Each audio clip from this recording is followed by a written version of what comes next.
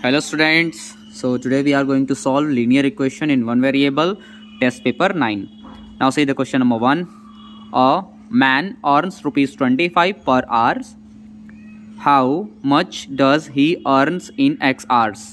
कह रहा है एक आदमी जो है वो पर आवर यानी एक घंटे में 25 रुपये कमाता है. एक घंटे में 25 रुपये, 1 आवर 25 रुपीज़ अर्न यानी कमाता है.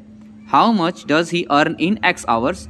तो एक्स घंटे में कितना कमाएगा? तो 1 आवर का दिया है, एक्स आवर्स का पूछ रहा है, क्या करेंगे? मल्टीप्लाई. तो राइट करेंगे a man earns rupees 25 per hour, so amount ही earns in X hours equal to क्या करेंगे? 25 है, rupees 25 multiplied by x, we have rupees 25x. Now see the next question number 2. The cost of 1 pen is rupees 16. Cost of 1 pen is rupees 16. Cost of 1 pencil is rupees 5. What is the total cost of x pens and y pencils? तो देखिए cost of 1 pen दिया हुआ है 16 rupees, तो हम लोग x pens का cost निकालेंगे. 1 का दिया है, ज़्यादा का पूछ रहा है, तो मल्टीप्लाई करेंगे. 16x आ गया, 16x आ गया एक्स पेंस का कॉस्ट. इसके बाद 1 पेंसिल का कॉस्ट दिया है 5, तो y पेंसिल का पूछ रहा है. ठीक, y पेंसिल का हो जाएगा 5 into Y, that is 5y जो है कॉस्ट आ गया. हमसे पूछ रहा है टोटल कॉस्ट बताइए, दोनों को मिला करके टोटल कॉस्ट. तो चलो दोनों को ऐड कर देते हैं, पता चल जाएगा टोटल कॉस्ट x पेन्स और y पेंसिल्स का. तो हमारे पास आएगा 16x प्लस 5y. अब देखिए ये x है, ये y है, अलग अलग है, दोनों वेरिएबल अलग अलग है, इसलिए हम लोग ऐड नहीं करेंगे. तो 16x प्लस 5y यही आपका आंसर हो जाएगा. चलिए बढ़ते हैं अगले क्वेश्चन पे, नंबर 3 पे. क्या कह रहा है? Lalita earns rupees x per day. x rupees कमाती है पर डे, यानी एक दिन में x रुपीज़ अर्न करती है, कमाती है.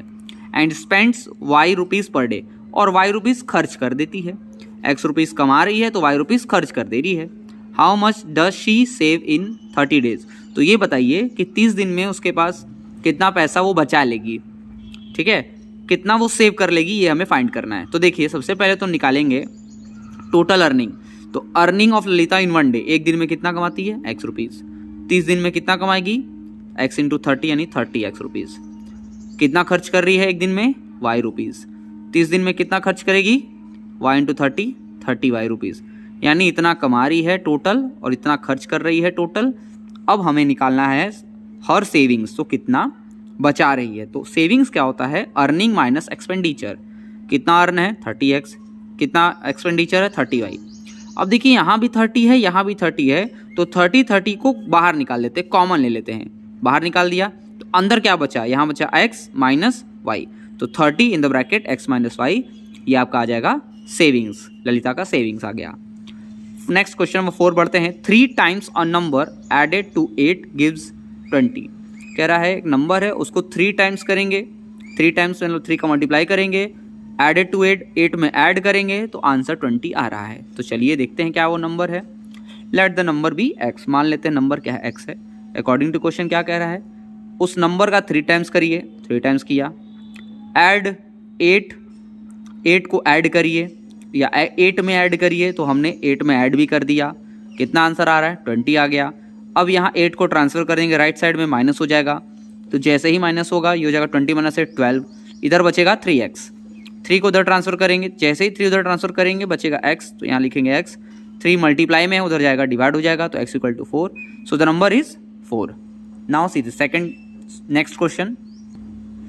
देखिए 5 नंबर है, x इक्वल टू 1 है, y इक्वल टू 2 है, z इक्वल टू 3 है.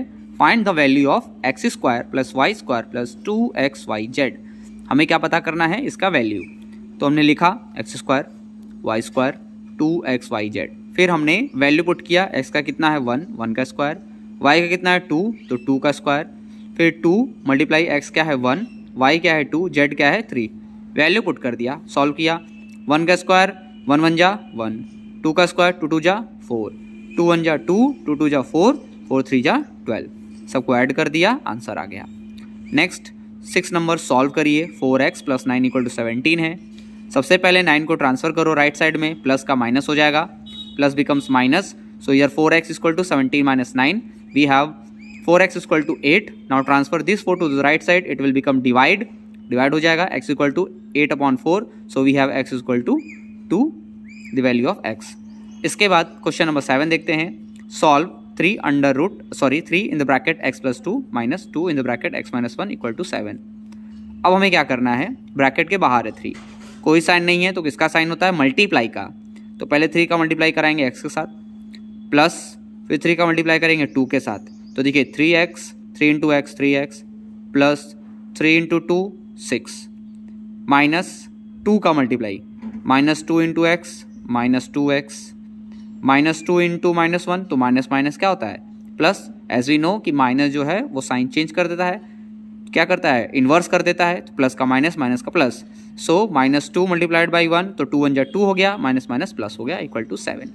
नाउ अब x को x के पास 3x माइनस 2x, नंबर्स को नंबर्स के पास, कांस्टेंट को कांस्टेंट के पास, तो 6 प्लस 2 8। अब यहाँ 3 में से 2 गया, बचेगा x, we have x plus 8 is equal to 7।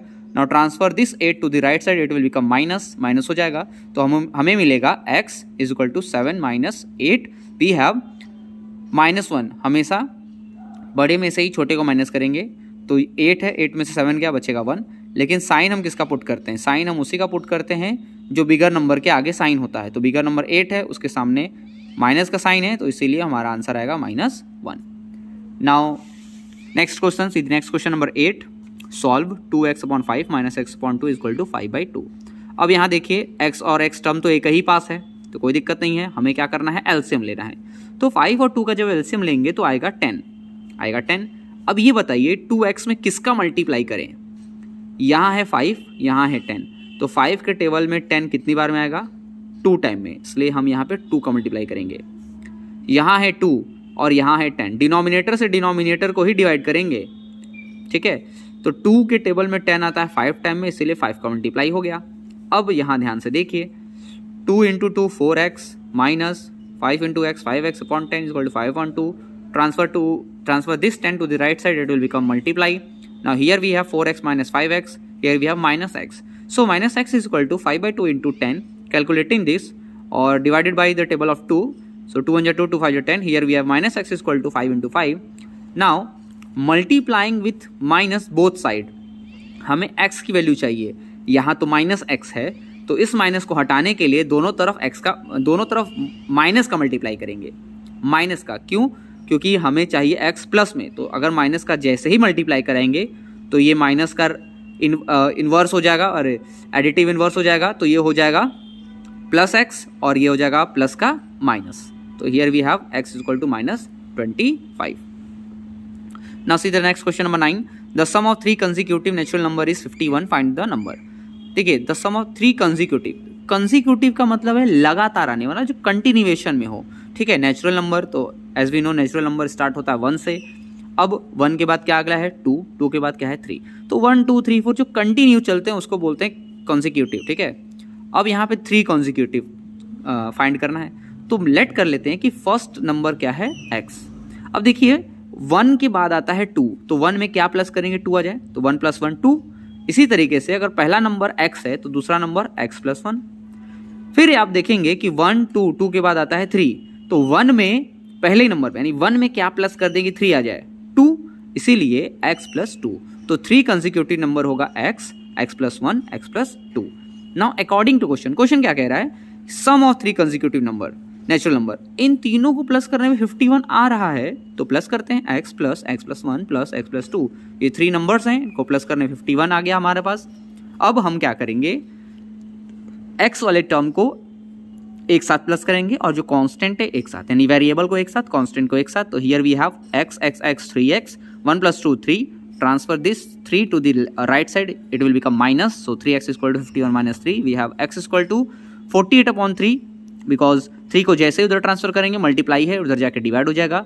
We have x = 16, hence the natural numbers और से hence the consecutive numbers are 16, 16 + 1 17, 16 + 2 18, 16 17 18।